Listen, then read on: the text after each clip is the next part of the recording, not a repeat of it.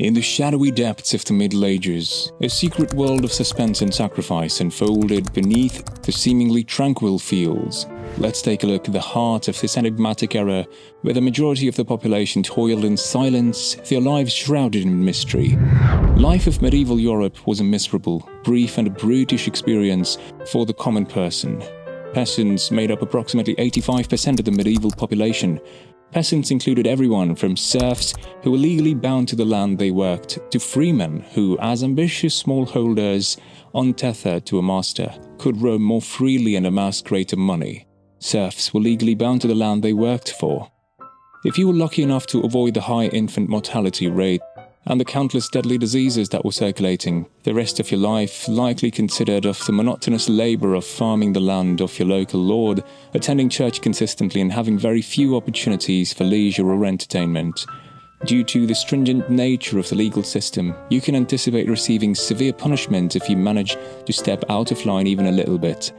Do you believe you'd be able to have made it through life as a peasant in medieval Europe? Villages were the homes of the peasants. The majority of medieval society resided in villages that were established on the land of local lords. The houses, barns, sheds, and animal pens that made up the villages were huddled together in the centers of the settlements. They were surrounded by fields and meadows. Within the framework of the feudal social order, there was a diversity of peasant classes. The term villein refers to the type of peasant who had officially given an oath of fealty to their local lord by swearing on the Bible. They had to seek the Lord's permission before moving, getting married, or even getting divorced. In exchange for being granted permission to farm the land, the villeins were obligated to give him a portion of the food that they produced each year. The life of a peasant was difficult. If their harvests failed, they risked famine. In the medieval time, there was a shortage of cleanliness in both towns and villages, which led to poor hygiene. Animals were free to roam the city, and it was standard practice to toss waste products from both humans and animals into the street. The disease was rampant, and the lack of sanitation that existed at the time contributed to the spread of fatal epidemics like the Black Death. People used to believe that peasants only took a bath twice in their entire lives. The first time was when they were born, and the second time was after they had passed away. Because daily life in the Middle Ages revolved around an agrarian calendar, which was centered around the sun, this meant that during the warmest months of the year, the workday would begin as early as 3 a.m. and continue until it became dark. The majority of a peasant's time was spent cultivating the little plot of land that was allotted to his or her family.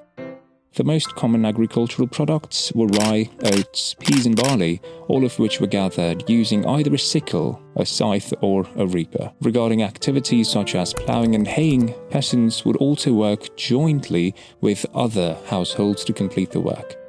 In addition to this, they were responsible for performing general maintenance tasks such as constructing roads, clearing forests and performing any other tasks that the Lord deemed necessary, including hedging, threshing, binding and thatching. Church feasts denoted days of sowing and reaping, during which a lord and his peasants were able to take a day off from their labors.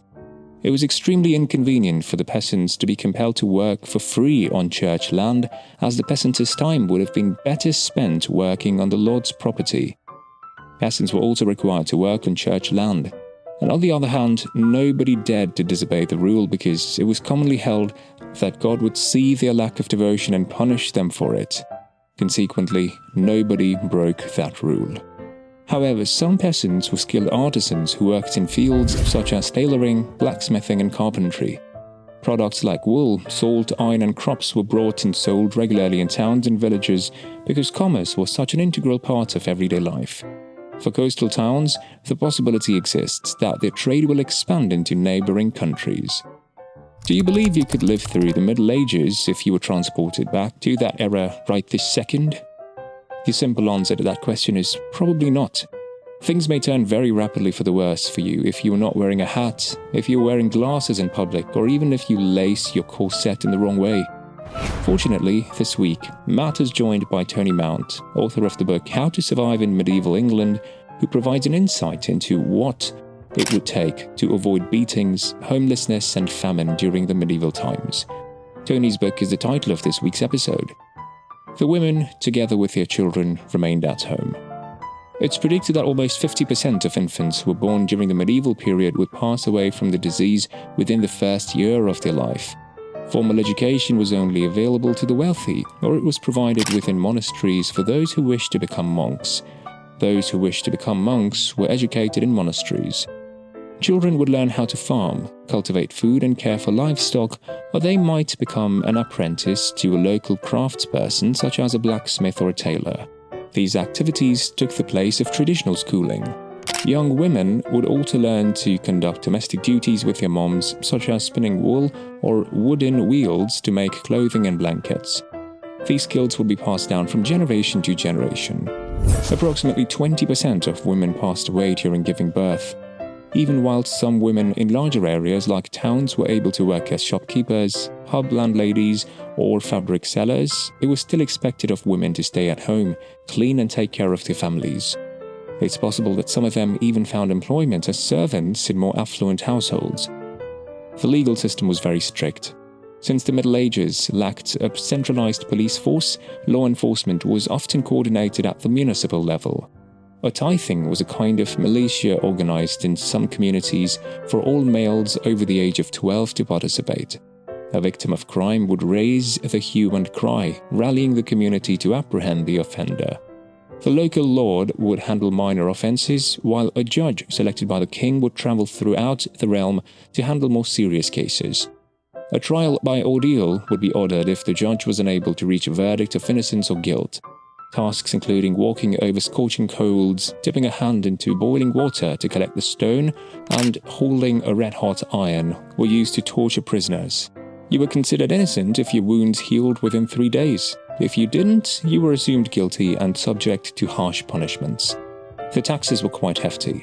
A tithe barn was a building constructed during the Middle Ages and used by churches to store tithe payments, typically grains of some kind. In addition to paying rent to their master for the use of their land, peasants also had to pay a tax to the church known as a tithe. This payment was equal to 10% of the total value of whatever a farmer had produced over the previous year. If you were forced to part with essentials for your household, such as seeds or tools, to pay your tithes, you could find yourself in a difficult financial situation next year. It should not come as a surprise that tithes were extremely and exceedingly unpopular, especially when the church was getting so much produce as a result that they were forced to erect specially built barns that were referred to as tithe barns. The Domesday Book, whose name derives from the old Germanic term doom, which can mean either law or judgment, ensured that the monarch was always aware of the amount of tax that was owed to him. There was no way to avoid paying it. Their homes were dreary and chilly. Most peasant homes were quite modest, often consisting of a single room. Wattle and daub shacks have thatched roofs and no windows.